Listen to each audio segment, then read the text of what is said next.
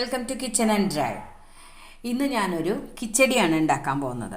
കോവയ്ക്ക വെച്ചിട്ടുള്ള കിച്ചടിയാണ് ഉണ്ടാക്കുന്നത്. കോവയ്ക്ക നല്ലോണം കഴുകി വൃത്തിയാക്കി എടുത്തിട്ടുണ്ട്. ഇനി നമുക്കിതൊന്ന് അരിഞ്ഞെടുത്ത് വറുത്തെടുക്കണം.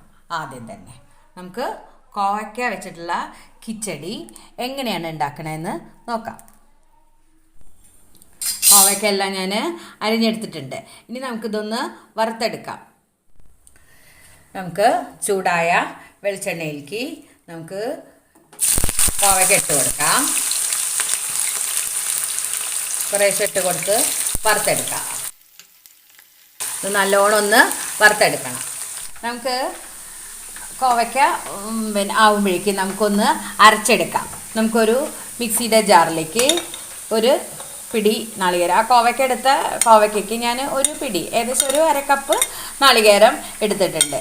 അതിലേക്ക് ഒരു 5-6 പച്ചമുളക് ഇട്ട് കൊടുക്കുന്നുണ്ട്. ഇത് അധികം ഇല്ലാത്ത എരിവില്ലാത്ത ഒരു പച്ചമുളകാണ്. അപ്പോൾ ഞാൻ എടുത്തിട്ടുണ്ട്. എരിവുള്ളതൊക്കെ ആണെങ്കിൽ ഒരു 3-4 എണ്ണമൊക്കെ മതി, നമ്മുടെ എരിവിനനുസരിച്ചിട്ട് എടുത്താൽ മതി. ഇത് നല്ലോണം പേസ്റ്റായിട്ട് നമുക്ക് അരച്ചെടുക്കണം. ഇത്രയേ ഉള്ളൂ നമ്മൾ കിച്ചടിക്ക് അരച്ചെടുക്കുന്നത്.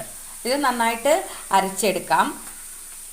നമുക്ക് കോവയ്ക്ക ആയിട്ടുണ്ട്. അത് നല്ലോണം ഒന്ന് ക്രിസ്പ് ആവുന്ന രൂപത്തിൽ നമുക്ക് എടുക്കണം. ഇങ്ങനെ ഈ പാകത്തിനാണ് എടുക്കേണ്ടത്. കണ്ട, അങ്ങനെയല്ലേ നമുക്കിതൊന്ന് കോരി മാറ്റാം.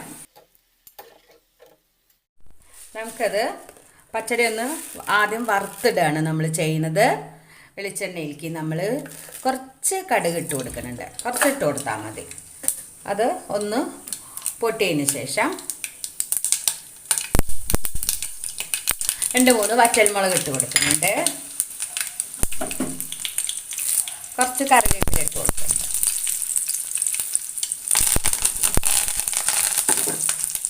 ഇനി നമ്മൾ അതിലേക്ക്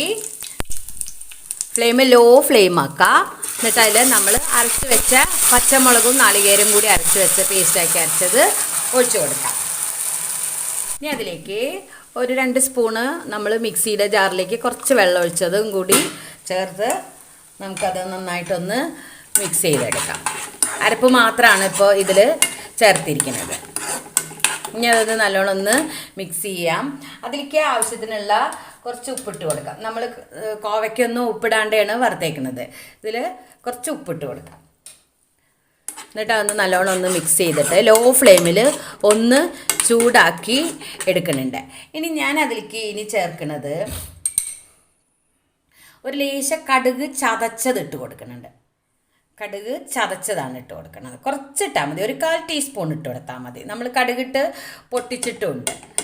അപ്പോൾ അതൊന്ന് അതിൻ്റെ ഒന്ന് ഈ ചൂടിലൊന്ന് വെന്തെടുക്കണം. ഈ കടുക് ചതച്ചത് അതൊന്ന് നല്ലോണം ഒന്ന് മിക്സ് ചെയ്ത് ഒന്ന് ചൂടാക്കി എടുക്കാം. അതൊന്ന് ചൂടായിട്ടുണ്ട്. ഇനി നമുക്കതിലേക്ക് നമ്മൾ വറുത്ത് വെച്ച കോവയ്ക്ക ഇട്ട് കൊടുക്കാം.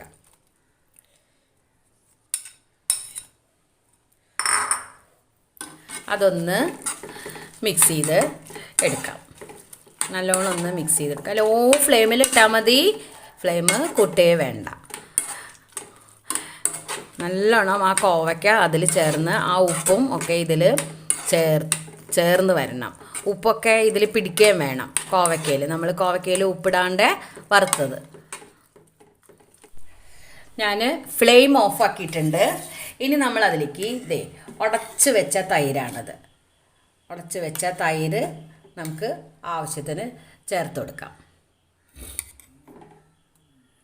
തൈര് നല്ലോണം ഒന്ന് വിസ്ക് എടുത്തിട്ട് അങ്ങനെ ഉടച്ചെടുത്താൽ മതി. മിക്സിയിലൊന്നും ആക്കണ്ട. മിക്സിയിലൊക്കെ ആക്കുമ്പോൾ വെള്ളം പോലെയാവും.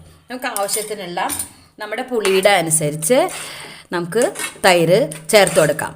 കഴിഞ്ഞു. ഇത്രയേ ഉള്ളൂ പണി. എളുപ്പമാണ്. നമുക്ക് കോവയ്ക്ക ഒന്ന് വറക്കണം, അരയ്ക്കണം. ഇത്രയ്ക്കല്ലേ പണിയുള്ളൂ. നമുക്ക് ഓണത്തിനൊക്കെ ആണെങ്കിൽ കോവയ്ക്കൊക്കെ ഒന്ന് വറുത്ത് എടുത്ത് വയ്ക്കാം. തലേ ദിവസം ഒന്ന് വറുത്തെടുത്ത് വയ്ക്കാം. രാത്രി നമ്മൾ ഒരു നല്ലൊരു ബോട്ടിലാക്കിയിട്ട് എടുത്ത് വയ്ക്കാം. അങ്ങനെ നമുക്ക് ഒരു പുതിയൊരു പച്ചടി കിട്ടി. കോവയ്ക്ക പച്ചടി റെഡി ആയിട്ടുണ്ട്. ഉപ്പൊക്കെ നോക്കാം. ഉപ്പൊക്കെ പാകമാണ്. പുളി നമ്മൾക്ക് എത്ര കൊണ്ട് എല്ലാവർക്കും വേണം അതിനനുസരിച്ചിട്ട് നമുക്ക് തൈര് ഒഴിച്ചു കൊടുക്കാം. ഉപ്പ് നോക്കിയിട്ട് അതുപോലെ ഉപ്പും നമുക്ക് ചേർത്ത്. ഇവിടെ ഉപ്പ് ഞങ്ങൾക്കൊക്കെ കുറവായ കാരണമാണ് ഞാൻ കുറേശ്ശെ ഉപ്പിടുന്നത്. അപ്പോൾ നമുക്ക് ഇതേപോലെ ഒരു കിച്ചടി ഉണ്ടാക്കിയെടുക്കാം. എല്ലാവർക്കും ഇഷ്ടമാവും. അങ്ങനെ ഒന്ന് ഉണ്ടാക്കി നോക്കൂ, നല്ല ടേസ്റ്റാണ്.